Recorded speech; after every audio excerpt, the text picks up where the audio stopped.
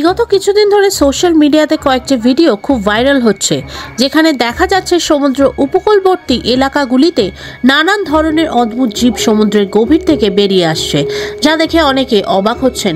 অনেকের মতে হয়তো কোনো বড় বিপর্যয় আসতে চলেছে, আবার অনেকে বলছেন যে গভীর সমুদ্রে কিছু না কিছু হচ্ছে, যার ফলে এই জীবগুলি বাইরে বেরিয়ে আসছে। চলুন আমরা জেনে নিই কি কারণে ফলে এমন ঘটনা ঘটতে পারে। সমুদ্রের নিচ থেকে বিভিন্ন রকমের জীব বাইরে বেরিয়ে আসার পেছনে বেশ কয়েকটি কারণ থাকতে পারে।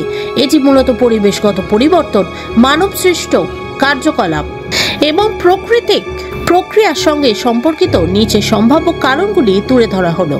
1. বৈশ্বিক উষ্ণায়ন ও সমুদ্রের তাপমাত্রা বৃদ্ধি। গ্লোবাল ওয়ার্মিং এর ফলে সমুদ্রের তাপমাত্রা ধীরে ধীরে বাড়ছে।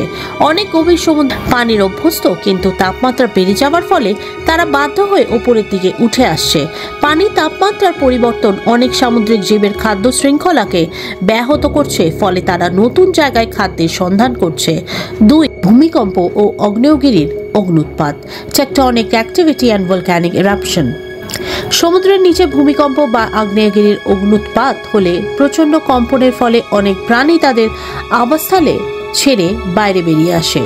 সমুদ্রের গভীর তলের আগ্নেয়গিরির অগ্ন্যুৎপাত নতুন নতুন গ্যাস ও রাসায়নিক পরিবর্তন ঘটাতে পারে, যা প্রাণীদের বাধ্য করে স্থানান্তরিত হতে।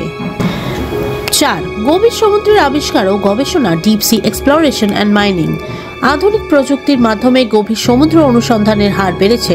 সামুদ্রিক তেল ও খনিজ আহরণ বা সাবমেরিন রাডারের ব্যবহারের কারণে অনেক গভীর সমুদ্রের প্রাণী বিচলিত হয়ে বাইরে চলে আসছে। 5. প্রাকৃতিক দুর্যোগ ও সুনামি। সুনামি বা ঘূর্ণিঝড়ের সময় সমুদ্রের নিচে জলস্তর বিশৃঙ্খল হয়ে যায়, যার ফলে অনেক গভীর সমুদ্রের প্রাণী উপরের দিকে উঠে আসে। সমুদ্রের নিচের স্তরের পরিবর্তনের কারণেও এ ধরনের ঘটনা ঘটতে পারে। 6. নতুন বা অজানা প্রজাতির অস্তিত্ব। New species Discovery. অনেক সময় গভীর সমুদ্রে থেকে নতুন নতুন অজানা প্রজাতির প্রাণী আবিষ্কৃত হয়, যা আগে মানুষের চোখে পড়েনি।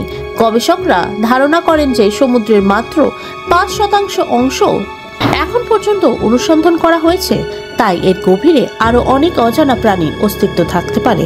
সমুদ্রের গভীর থেকে বিভিন্ন ধরনের প্রাণীর বাইরে বেরিয়ে আসার পেছনে প্রধানত জলবায়ু পরিবর্তন, মানব সৃষ্টি দূষণ, প্রাকৃতিক দুর্যোগ, টেকটনিক পরিবর্তন এবং গভীর সমুদ্র গবেষণার মতো কারণ রয়েছে। এটি সামুদ্রিক বাস্তুতন্ত্রের জন্য একটি গুরুত্বপূর্ণ সংকেত হতে পারে এবং ভবিষ্যতে আরও গবেষণার প্রয়োজন রয়েছে।